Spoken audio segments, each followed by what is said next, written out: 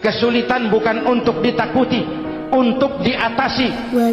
Hidup adalah kerja keras, bukan keajaiban.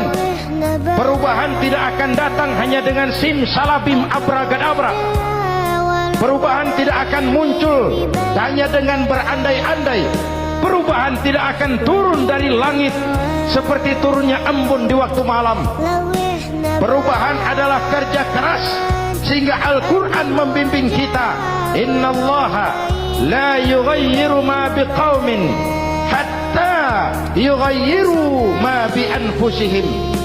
Allah tidak akan mengubah keadaan suatu bangsa kalau mereka tidak mau mengubah apa yang ada di dalam diri mereka. Yang ada di dalam diri itu rule of thinking, state of mind, cara kita berpikir, cara kita memandang kehidupan, cara kita mengatasi persoalan.